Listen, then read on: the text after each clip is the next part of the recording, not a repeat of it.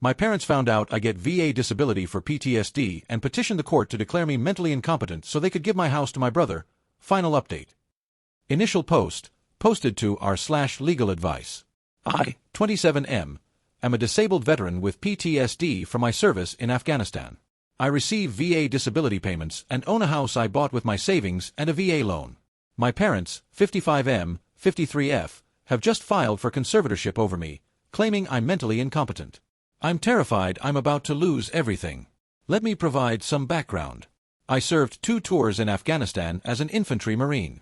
I came home with PTSD, I don't deny that. I have nightmares, anxiety, and some days are harder than others. But I function. I take my medication, attend therapy twice a week, and have never been hospitalized or had any incidents. I work part-time as a mechanic and manage my own finances responsibly. When I got out, I used my savings and VA loan to buy a modest 3-bedroom house in a decent neighborhood. It's nothing fancy, but it's mine. I've never missed a payment, keep the property maintained, and my neighbors have never had issues with me. My younger brother Michael, 25M, has 2 kids with his girlfriend Sarah. They've been struggling financially. He works retail and she stays home with the kids. They currently rent a small apartment. My parents have always favored Michael. When I joined the Marines, they told everyone I was throwing my life away. When I came back with PTSD, they acted like I was broken. 3 weeks ago, my parents invited me to dinner. They sat me down and said they were concerned about my mental health. They said since I receive 70% VA disability for PTSD, it proves I'm not capable of managing my affairs. They want to sell my house and use the money to buy a bigger place where Michael's family can live, with them managing my assets and giving me an allowance. I laughed, thinking it was a bad joke. My mother said, "James, you're sick. You need help managing things. What if you have an episode and lose the house? We're trying to protect you." I told them absolutely not and left. Yesterday, I was served with papers. They've actually filed for conservatorship, claiming I'm mentally incompetent due to my PTSD diagnosis. The petition states that my VA disability rating proves I cannot manage my affairs, that I've made poor financial decisions, buying a house, apparently, and that I need supervision. They've included statements from Michael saying he's witnessed concerning behavior and that he fears for my well-being. This is complete fabrication. Michael and I barely interact because he's always asking for money. I'm terrified. Everything I've read suggests that people with mental health diagnoses can lose their rights. My PTSD is managed. I've never been violent, never been arrested, never been hospitalized. But they're using my veteran status and disability rating against me. I've contacted a lawyer, but the consultation fee alone was $500, and they want a $5,000 retainer. I have savings, but if this drags on, I could lose everything just fighting it. The lawyer said conservatorship cases can be complicated when mental health is involved, and judges sometimes err on the side of protection. What kills me is that I fought for this country, came home wounded, and now my own family wants to take away my freedom because of those wounds. They're literally using my service-connected disability as evidence that I'm incompetent. Has anyone dealt with something similar? Can they really take my house and control my life because I have PTSD? I'm in California if that matters. I don't know what to do. Update 1, 2 weeks later. I wanted to update everyone who offered advice on my situation. Things have gotten worse. First, thank you to everyone who recommended resources. I was able to get in touch with a veterans legal aid organization that's helping me pro bono. My lawyer, Jennifer, is a godsend. She's a veteran herself and specializes in disability rights. The bad news: my parents have escalated their claims. They've submitted additional statements to the court, painting me as unstable and potentially dangerous. They claim I have violent outbursts. I raised my voice once when Michael asked to borrow $5,000. Am paranoid and delusional. I installed security cameras on my property. Make reckless financial decisions. I bought a motorcycle last year. Self-isolate in concerning ways. I live alone and don't attend family gatherings where they berate me. They've also gotten Michael's girlfriend Sarah to submit a statement saying she's afraid to bring the children around me because of my unpredictable behavior. I've literally seen those kids maybe 5 times in 2 years, always at public family events, and never had any interaction beyond saying hello. Here's where it gets really twisted. My parents have been going around to my neighbors, telling them I'm mentally unstable and asking if they've noticed anything concerning. Most of my neighbors know I'm a veteran and have been nothing but supportive, but my parents managed to get 2 statements. One from an elderly neighbor who said I sometimes yell in my sleep, thin walls, nightmares. She's never complained directly to me. Another from a neighbor who noted I keep odd hours and seem withdrawn. I work swing shifts and mind my own business. The court appointed an evaluator to assess my competency. Dr. Patricia Chen interviewed me last week. She seemed professional, but I could tell she came in with preconceptions. She asked about my military service, my PTSD symptoms, medications, and daily routine. I was honest. I have PTSD, I take medication, I attend therapy. I thought honesty would help. Then she interviewed my family. According to my lawyer, they painted a picture of someone on the edge of a complete breakdown. My mother apparently cried about how she stays up at night worrying I'll hurt myself or others. My father talked about how I've never been the same since Afghanistan and need constant supervision. Michael claimed I once threatened him, complete lie, and that he's seen me talking to people who aren't there, also a lie. Dr. Chen's preliminary report suggests concerns about long-term decision-making capacity and recommends continued evaluation. My lawyer says this isn't a ruling, but it's not good. The worst part? My brother has been driving by my house regularly. When I confronted him, he said he was checking on the property for when we need to sell it. The entitlement is staggering. He actually believes he's already getting my house. I've started documenting everything. Every interaction, every drive-by, every false claim. My therapist has written a letter stating I'm stable and compliant with treatment. My employer wrote one saying I'm a reliable employee. My VA psychiatrist is furious about this situation and has provided detailed records showing my PTSD is well managed. Jennifer says we have a strong case, but warns that conservatorship hearings can be unpredictable, especially when family members unite against someone with a mental health diagnosis. She's seen veterans lose cases like this before. I can't sleep. The irony isn't lost on me. The stress from this situation is actually making my PTSD symptoms worse, which they'll probably try to use against me. I'm taking my medication, going to therapy, but how do you stay calm when your family is trying to legally kidnap your life? Next hearing is in 3 weeks. Jennifer is preparing witness testimonies from my doctors, employer, and supportive neighbors. She's also subpoenaed my family's financial records to show this is about money, not concern for my well-being. I'll update again after the hearing. Thank you all for your support.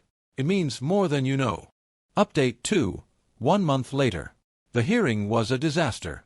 Despite all our preparation, my parents' lawyer, yes, they hired an expensive attorney while claiming to be concerned about my finances, painted me as a ticking time bomb.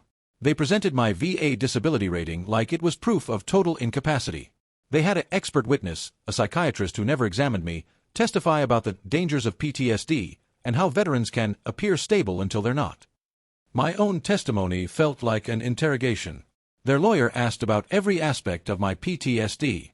Do you have nightmares? Yes, managed with medication. Do you ever feel angry? Sometimes, like any human. Have you ever had thoughts of self-harm? Years ago, addressed in therapy. Do you own weapons? I'm a veteran. I have one secured firearm. Every honest answer was twisted. My nightmares became persistent delusions. My normal human anger became violent tendencies. My responsibly owned firearm became a danger to the community. The judge seemed sympathetic to my parents. He kept referring to this as a family trying to help their troubled son. When Jennifer pointed out that I've never been hospitalized, arrested, or had any documented incidents, the judge said, sometimes families see warning signs before tragedy strikes. The most infuriating moment was when Michael testified. He actually had the nerve to say, I love my brother, but since he came back, he's not the same. He's paranoid, angry, isolated. I'm scared of what might happen if we don't intervene. Sarah testified that she won't let her children near me because I'm unpredictable. When Jennifer cross-examined and asked for specific examples, she couldn't provide any. But the damage was done, a mother saying she fears for her children's safety around me. My witnesses did their best. My therapist, Dr. Anthony Williams, testified that I'm a model patient who has never shown violent tendencies. My boss, Robert, said I'm one of his most reliable employees. My neighbor, Mrs. Linda Martinez, said I helped her with groceries and yard work, and she's never felt unsafe. But it wasn't enough. The judge granted a temporary conservatorship pending a full evaluation. My parents now have control over my finances. I cannot sell my house, access my main bank accounts, or make major financial decisions without their approval. The only victory. Jennifer got the judge to agree I can continue living in my house during the evaluation period.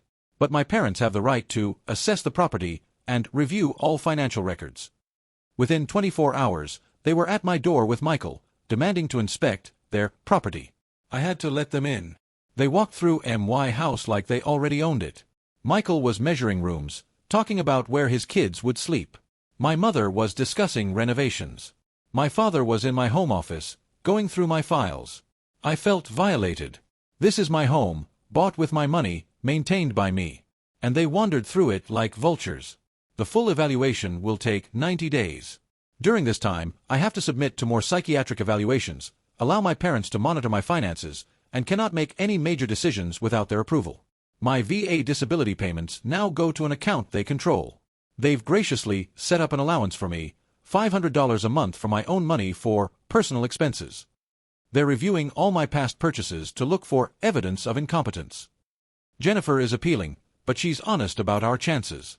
Conservatorship law favors protection over autonomy, and once a temporary order is in place, it's hard to reverse. She's building a case showing this is financial abuse, not genuine concern. I've started recording everything. Every interaction, every visit, every financial decision they override. It's the only thing keeping me sane. The worst part? My PTSD is genuinely getting worse from this. The loss of control, the invasion of privacy, the betrayal, it's triggering. But I can't let it show, because any symptom will be used against me. I'm a veteran who served his country, came home wounded but not broken, built a life, bought a house, held a job, and none of it matters because I have a diagnosis. I'll update again when I have more information. Thank you to everyone still following this nightmare. Update 3 months later. This will probably be my final update for a while. The situation has exploded beyond anything I imagined. Last month, I came home from work to find Michael's truck in my driveway and boxes being moved into my house.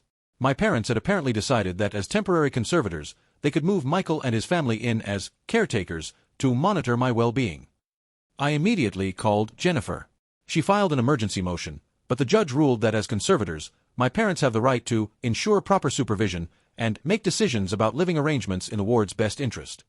So now I have my brother, his girlfriend, and their 2 kids living in my house. They took over the master bedroom because it's better for the children. I'm relegated to the small bedroom in my own home. They eat my food, use my utilities, and treat me like an unwelcome guest. Michael quit his retail job because being my caretaker is now his full-time occupation. My parents are paying him a salary from my money. They claim it's reasonable because professional caretakers would cost more. Every aspect of my life is monitored. Sarah questions every purchase, even groceries. "Do you really need name-brand cereal?" she asked, while feeding her kids with food bought with my money. Michael follows me around the house, making notes about my behavior for his reports to my parents. They've installed cameras in common areas for everyone's safety. I have no privacy except in my bedroom and bathroom. They review the footage weekly, looking for signs of instability.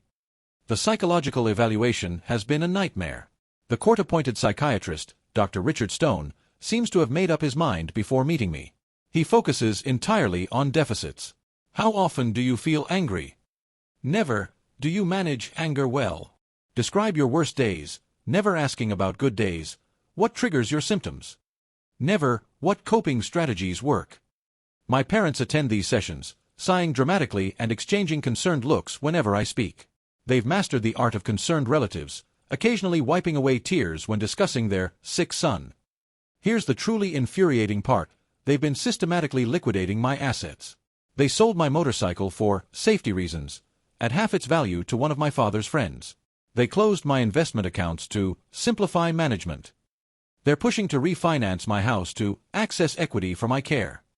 Jennifer discovered they've been telling people I'm getting worse, that I'm resisting treatment, and becoming increasingly paranoid. The truth. I'm complying with everything to avoid giving them ammunition. But compliance is twisted into lack of insight into his condition. My breaking point came last week. I woke up to find Sarah going through my military decorations, deciding what to store safely. She was handling my Purple Heart, explaining to her daughter that Uncle James got hurt in his head and that's why he's sick. I told her to put it down. She said I was being aggressive and called Michael. Within an hour, my parents were there, discussing whether I needed emergency intervention. That's when I realized they're not just trying to control me. They're trying to break me. Every provocation is calculated to elicit a response they can document. But I'm fighting back.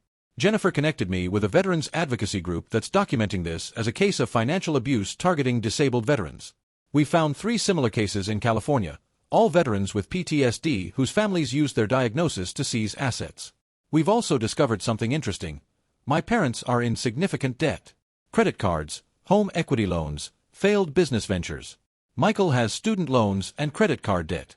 Their financial records show they need my assets to stay afloat. The final evaluation hearing is in 2 weeks. Jennifer has testimony from 6 veterans who've maintained successful lives with PTSD, financial experts showing this as abuse, not protection, evidence of my parents' debts, and financial motive statements from VA officials about discrimination against veterans with mental health conditions. A petition with over 500 signatures from veterans groups. She's also filing a separate lawsuit for financial abuse and violation of disability rights. It's a long shot, but it might pressure them to back down. Living like this is hell. I'm a prisoner in my own home, watching my life being stolen piece by piece. My brother walks around like he owns the place, because legally, he kind of does. His kids play with my things, break items that have sentimental value, while I'm told to be patient with children. But I'm not giving up. Every veteran who's reached out, every lawyer who's offered advice, every person who's shared their story, you've kept me going. I've realized something. This isn't just about me. If they can do this to a veteran with managed PTSD who owns a home and holds a job, they can do it to anyone with a mental health diagnosis. We're not incompetent because we have mental health conditions. We're not less deserving of autonomy because we seek treatment. I'll update after the hearing. Win or lose, I'm going to keep fighting. For my house, for my freedom, and for every veteran who's been told their service-connected disability makes them less than whole. To my fellow veterans reading this, document everything. Protect your assets. Have advanced directives.